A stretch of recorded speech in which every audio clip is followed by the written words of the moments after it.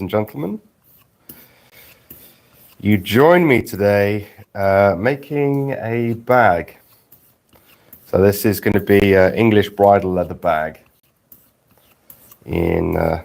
which is a form of vegetable tanned leather, stuffed with fats, wax, and greases, and all sorts of goodies to protect it from the English weather, specifically the outdoor English weather.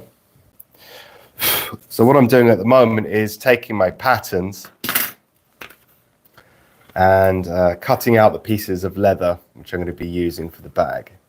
That's what we have so far. So I've already cut out this piece here. Excited. Yeah, so am I. This is a unique design to this bag. The shape of it is actually designed after a pretty well-known leather goods item.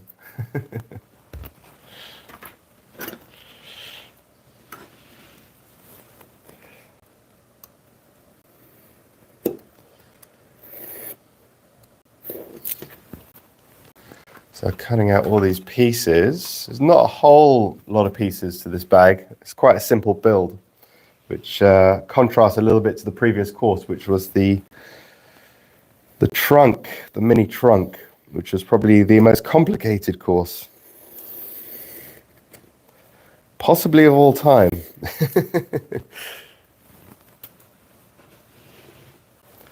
So right now I'm cutting out the front part of the bag.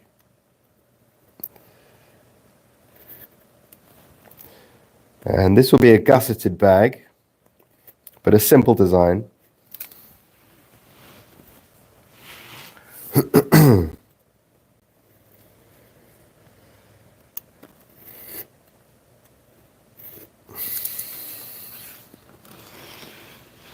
It's actually quite tricky with these pattern pieces because the leather underneath has been heavily waxed on the surface, so it's quite difficult to keep them in place. They just want to slide around, so I've had to put on a little bit of water-based contact adhesive, let it dry, and it gives a kind of like a sticky compound. It's just enough to keep it steady as long as you apply pressure.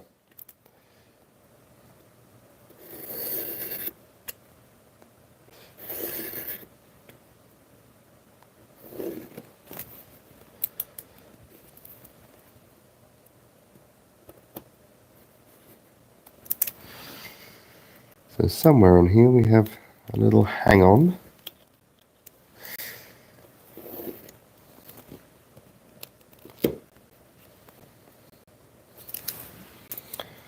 So I'll take that off. Just on the inside.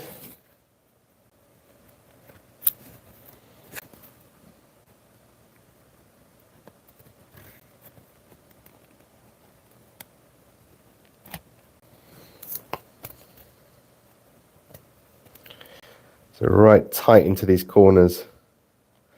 Difficult to get the tip of the blade in. Always a little bit hanging on there.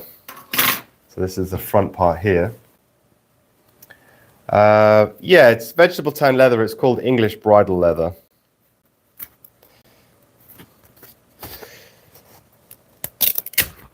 But it starts out life as veg tan, very simple. So it's surface dyed, and it's also finished back, semi-finished back. I mean, it doesn't look like it's had any polyurethane or resins applied to it. It's just dyed and buffed, but essentially not needing a lining. All right, so we've got the top flap now. But it buffs up very nicely. It's very nice leather. Got a bit of a bend to it. Let's just take that out.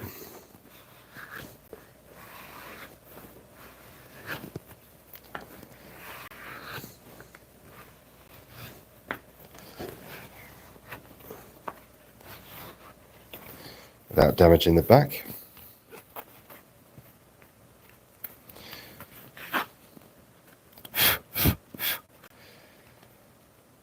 Place this down.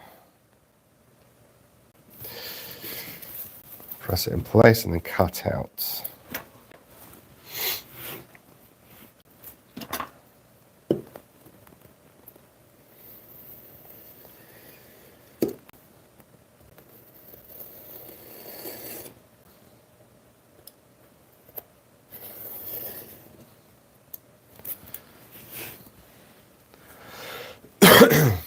So we've got some little tiny intricate corners here. You know what would be easier, now that I think about it,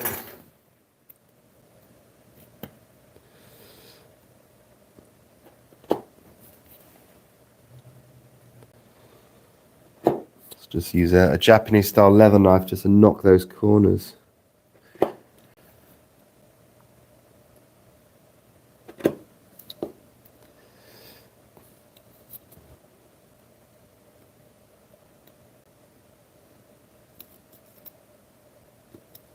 There we go, that's much easier.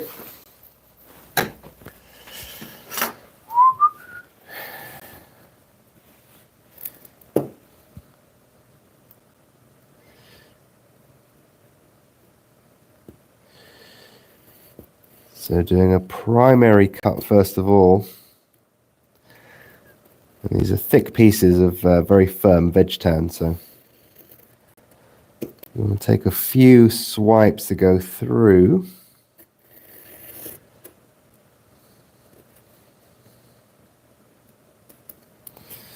So, otherwise too much pressure and it's very easy to go off. And you don't want to do that.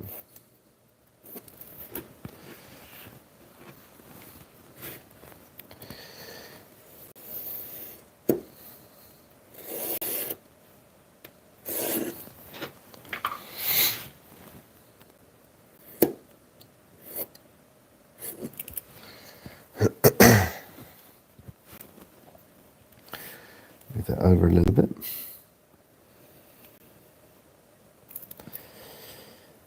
A bit of a curve.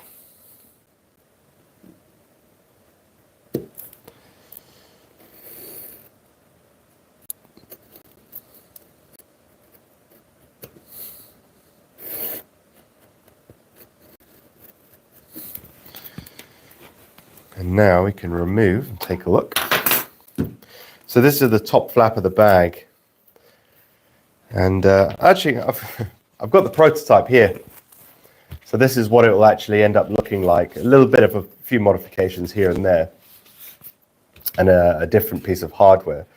But essentially, this is what it is. So it's a small bag that you can use to put your phone in, keys, small items, things like that. And it's a sling bag. So we'll have D handles on the side here, or D rings, sorry, on the side here,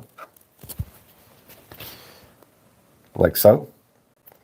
And then what you can do is, once you've created the strap, it goes over the shoulder, comes around, and then clips onto here. So the bag is actually worn at a slight angle like this.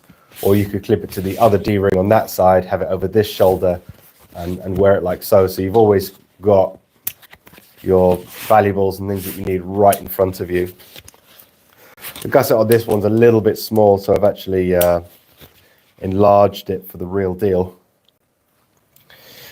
So this is the top flap, so that's what it kind of looks like at the moment. So that'll need breaking in a little bit. So now we've got a couple of intricate parts here. So we've got the top strip reinforcement and the D-ring attachment points, which will need reinforcing.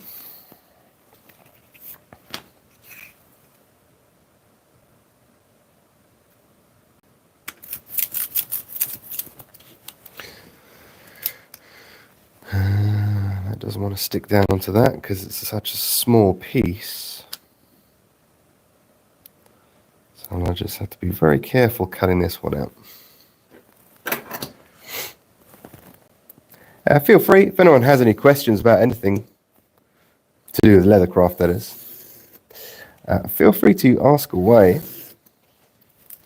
Just doing a little bit of cutting out at the moment. So I'm just maintaining that pressure on this small pattern piece so that it doesn't move.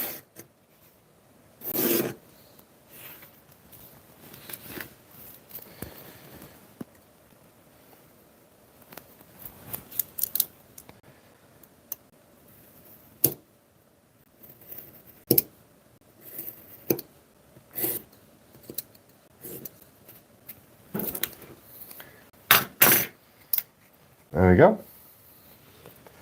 That one's cut out, and we've got one more, which is this tiny little one here.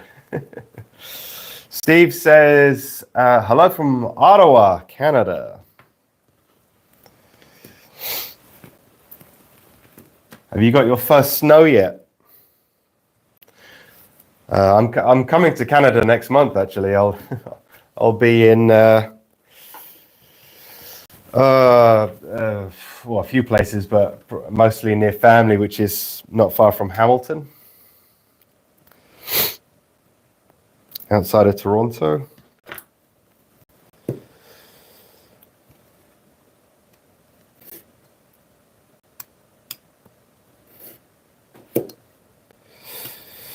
So I am hoping it's snowing. If you can arrange that, maybe speak to Trudeau and see if he can organize snow on Christmas Day.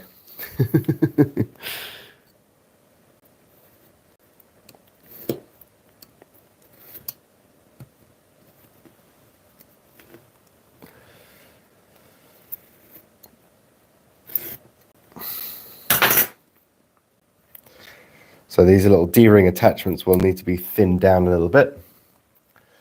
And I'll need 2 of those. Do I have an offcut large enough? Yes, I do. No snow yet. Possible snow slush coming next week. Should, in theory, have snow by the time you come. We'll see what we can do. Yeah, a few things I miss about Canada, actually, because I used to live there. Snow and Timbits. And, of course, the much adored double-double.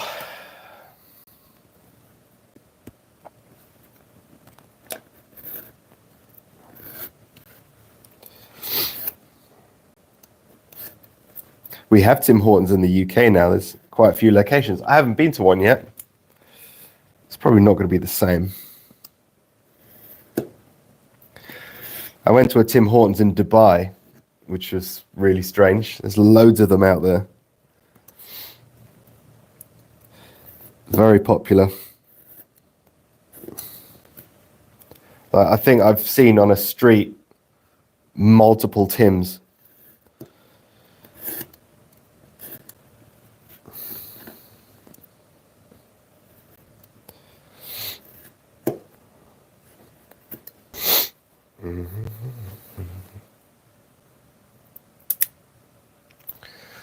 All right, so we have all of the pattern pieces now. So I can put them in my little project box, which is what I like to do when I'm making a project, so everything stays in the same place.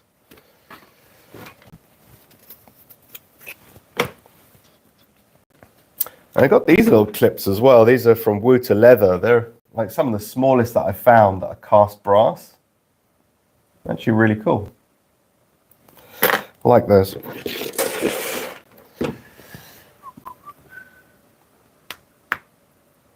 It's way too early to be cutting leather, even in the UK. Coffee makes the world go round. You should check out the independent donut shops that have been opening up. Interesting. Yeah, I'll definitely be interested in doing that.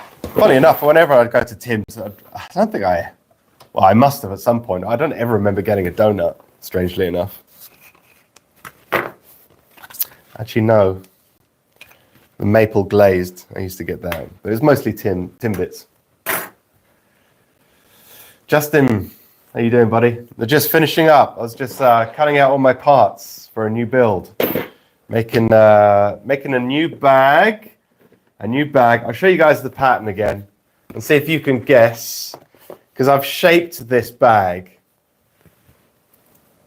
to have the silhouette of something quite well known in bag making. It's like an accessory. Can you guess what that shape is? I'll give you a little bit of time to figure it out if you need time to figure it out. It's 10:45 a.m. in Ottawa, so it's 3:45 here. A gusset? No, not quite. No, not quite. This bag will have a gusset. This is actually a craft foam prototype. It looks like the thingy that hides the key. Spot on. It's not a one-to-one copy of any famous brand or anything. It's just a familiar shape. But yes, the thing that hides a key, usually it's about this big and it hangs off a bag. So in this case, it will have it strapped, but it will be going around your body and it will be connecting in here with a D-ring like that. So it's what's known as a sling bag, sometimes called a chest bag, or generically a crossbody bag. Yeah, I think it will look pretty cool. The idea is to have quite kind of like chunky stitching coming down the side here as well, to highlight the stitching a little bit more, to make it almost scale. I don't know if you know what I mean there, but yeah, so I think it will look pretty neat. And I'm going to have it, the strap going in there, and it will be secured there permanently, but it will look like it's just coming out of it, if you know what I mean. I'm not highlighting it too much with stitching or anything. So it will look a little bit more like the thing that I'm creating it after. So no one can get what it's called, huh? I'll give you a clue. It's a French name. Translated, it means little bell. So see if you can get that. Oh, excuse me.